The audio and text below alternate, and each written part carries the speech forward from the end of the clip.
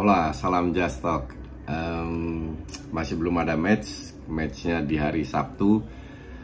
Tapi hari Sabtu gue akan bikin preview yang lebih detail tentang pemain, tentang cara bermain, tentang strategi Liverpool lawan Madrid. Ya, jadi hari Sabtu nonton preview. Dan minggu dini hari gue ada live commentary di DPI. Live commentary di DPI itu di sebuah hotel bintang 5.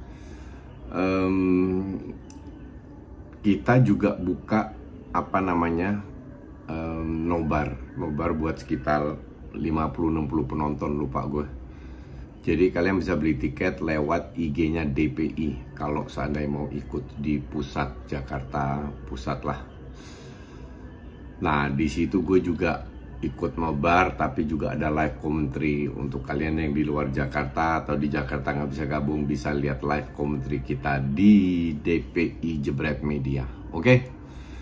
Hari ini gue mau bahas 11 pemain terbaik untuk gue. Jadi lu boleh nggak setuju, itu hak lu. Kita mulai dari kiper. Oke, 11 pemain terbaik di IPL, 11 pemain terbaik di IPL yang menurut gue kontribusinya tahun ini ya cukup bagus, cukup signifikan untuk klubnya, dan gak harus klub juara. Oke, gue mulai dari kiper untuk gue, ya ini mungkin agak debatable atau bisa didiskusikan. Gue pilih De Gea. Kalau dibilang Alisson musim ini bermain bagus, gue setuju. Cuman De Gea menyelamatkan banyak poin buat MU. Kalau nggak ada De Gea, feeling gue MU udah di rank 12. Sementara kalau si Alisson melakukan penyelamatan, Liverpool tetap menang. Oke. Jadi kali ini gue pilih De Gea, dan De Gea menurut gue dengan defense yang buruk di depannya, dia bekerja tiap match, dia bekerja keras dan dia seringkali jadi man of the match. Sementara defense-nya Alisson jauh lebih bagus. Oke. Dari back kiri gue pilih Robertson.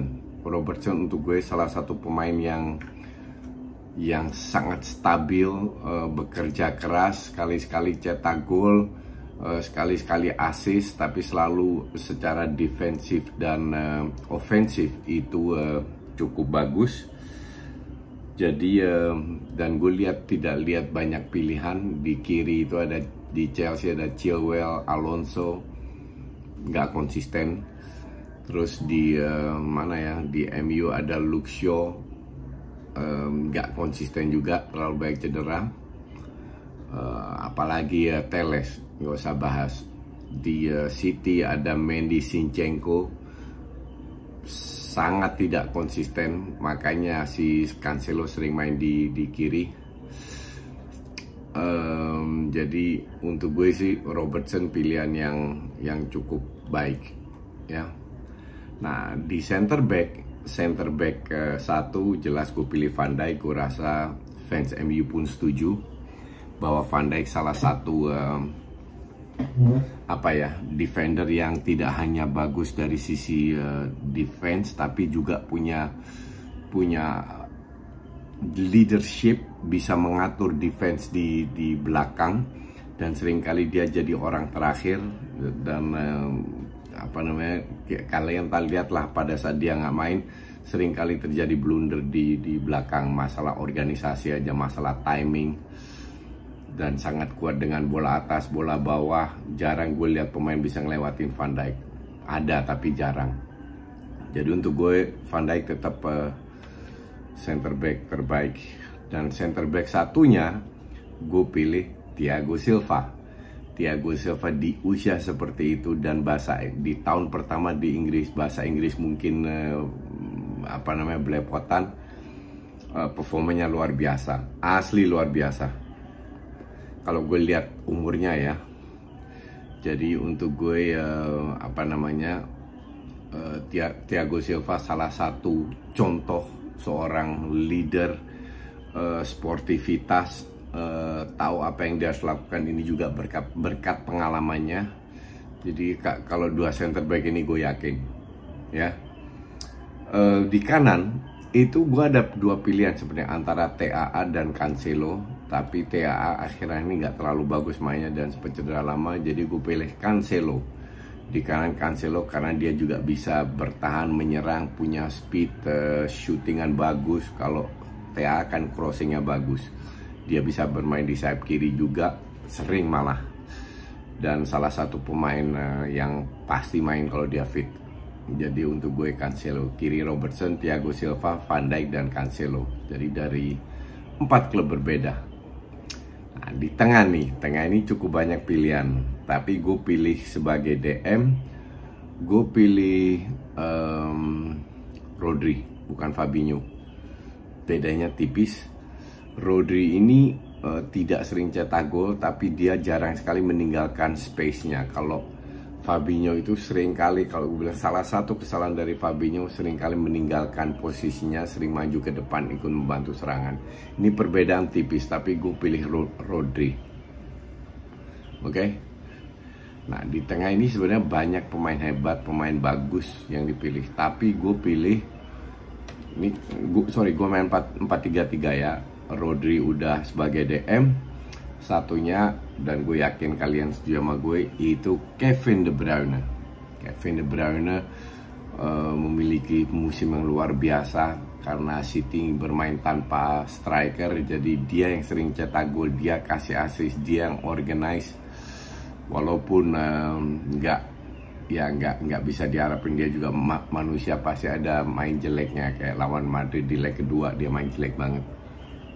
But that's okay. Untuk gue Kevin De Bruyne salah satu pemain yang konsisten bermain musim ini dan bisa memberi nilai tambah kepada tim dari awal sampai akhir, sampai toh mereka jadi juara IPL. Itu juga bukan sesuatu yang diremehkan, karena lu harus bersaing dengan 19 tim selama 38 pertandingan.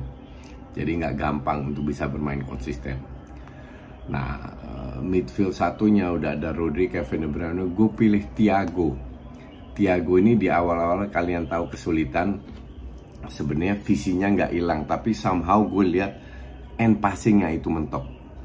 Nah, tapi setengah tahun terakhir atau ya musim ini dia itu mainnya ya gila. Bener-bener otaknya Thiago yang kita kenal dari Munchen, dari Barca, yang kasih true pass, bola-bola susah, semua dia bisa lakukan karena dia lagi on fire juga. Maka dari itu Liverpool beruntung yang gue dengar dia sudah fit untuk bermain di hari Sabtu malam. Jadi di tengah ada Kevin De Bruyne, Thiago, sama Rodri. Nah, di depan nih banyak pilihan juga. Di kiri gue pilih Luis Diaz. Karena untuk gue jarang lihat pemain yang datang di paruh musim. Bahasa Inggris gue nggak yakin juga apa dia bisa, tapi bisa on fire. Ini kayak Bruno lah. Pas dia datang 1,5 tahun bermain luar biasa, tapi musim ini hancur-hancuran Bruno.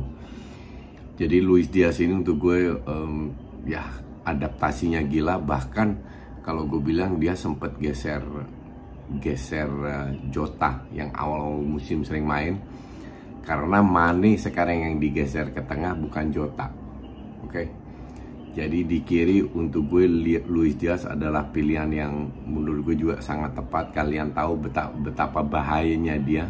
Tidak hanya assist, dia punya skill, dia masuk, dia bisa bermain as a team, dia bisa bekerja keras. Dan gue lihat Liverpool akan diuntungkan dengan pembelian ini. Di kanan gue pilih Mohamed Salah. Gue rasa nggak banyak yang didiskusikan nih. Salah ini kalau pegang bola nggak selalu main bagus, tapi kalau dia pegang bola selalu berbahaya. Ini pemain begitu komplit, semua dia bisa. Dia punya skill, dia bisa cetak gol dari segala sudut, dia bisa ngangkat timnya, karismanya besar. Kita tahu kalau Liverpool bermain dengan Salah atau tanpa Salah itu ngaruh banget. Jadi di kanan Salah. Di tengah sebagai striker gue pilih Cristiano Ronaldo. Kenapa Cristiano Ronaldo? Karena dia sudah membuktikan untuk gue di usia seperti itu buat dia benar-benar produktif. Memang dia berapa kali cedera nggak bisa main dengan tim seperti dia, nyaris nggak dapat supply dari awal-awal. Gue masih inget dari Greenwood maupun Rashford, dua winger ini bermain begitu egois, nyaris nggak supply dia. Tapi kalau dia dapat peluang sedikit dia bisa cetak gol, dan fisiknya masih luar biasa kuatnya. Maka dari itu gue pilih Cristiano Ronaldo sebagai striker. Nah, pelatih of the year, kalau gue pilih itu bukan Pep, tapi Klopp. Klopp mampu membawa timnya ke 3 final di detik terakhir, masih bersaing di Liga. Jadi dalam satu musim dengan kedalaman skuad nggak terlalu bagus-bagus amat, nggak jelek juga, tapi dia bisa membuat tim ini dengan rotasi yang kuat bersaing. Dia menang walaupun dengan adu penalti, menang 2 FA Cup dengan Ciki, Piala Ciki dan Piala Kebo. Tinggal satu yang dia bisa menangkan, yaitu UCL. Kalau dia nggak menang pun, untuk gue Klopp performanya luar biasa musim ini. Tidak banyak tim yang bisa bawa dalam satu musim ke 4 final lah, bisa dibilang seperti itu. Oke, sementara itu dulu. Kita lihat lagi topik besok. Hari Sabtu ada preview, hari Minggu ada review final Champions League. Nah, Seninnya gue nggak tahu mau bikin apa. Oke, thanks for watching.